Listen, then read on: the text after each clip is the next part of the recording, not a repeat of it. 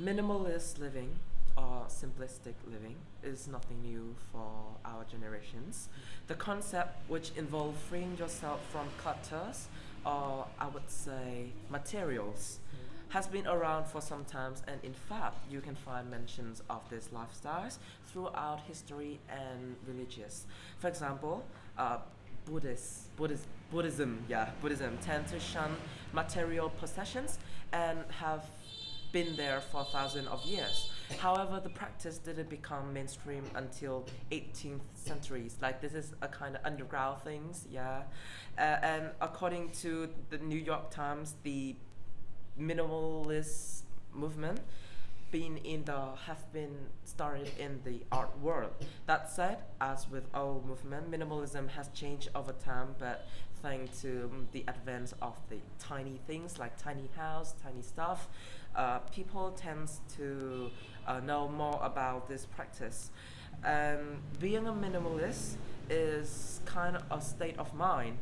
So it may be a lifestyle or a choice of life, but I like to think it as a state of mind and not a set of rules like you have to do this to be a minimalist, you have to do this to be a minimalist. Like there's no room for gatekeeping here. It can actually mean you have more of what you need or able to enjoy everything you have and not worried about what you don't have. Like for example, about there's people like clothes is something that you would buy the most, right? And you change clothes like literally every day, so you have to buy new clothes like every month, every weeks, and that kind of thing is a good example to say how minimalists work. So instead of buying a lot of clothes from like let's say a thrift shop with a second-hand prices, or go to a Binzen market, yeah, a market to buy like Han Guangzhou, like Guangzhou, like China, Guangzhou clothes, like pack of things like that. You can go to a high-end shops to buy really good clothes, a pair of trousers or a t-shirt that is really good, and you can like wear it from time to times. But this is just a choice of lifestyle. There are people who work in the fashion industry and they need to like change every day and being trendy.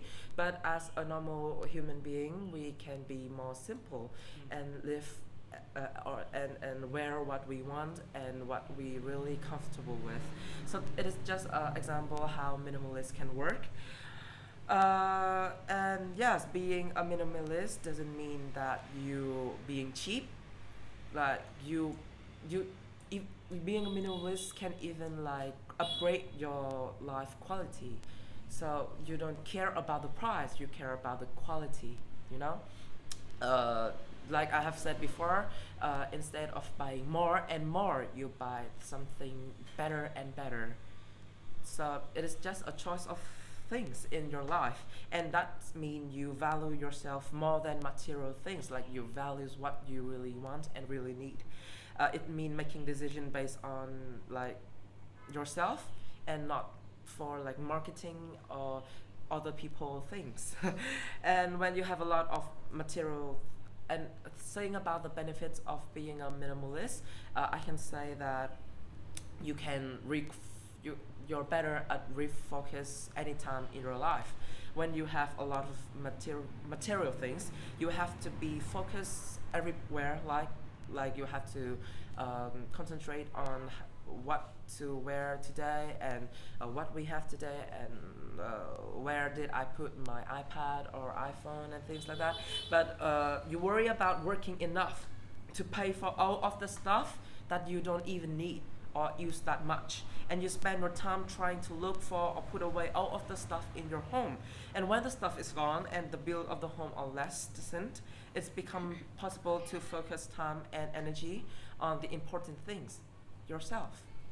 And I think that is one of the most like it is one of the most beneficial things about minimalism. Thank you very much.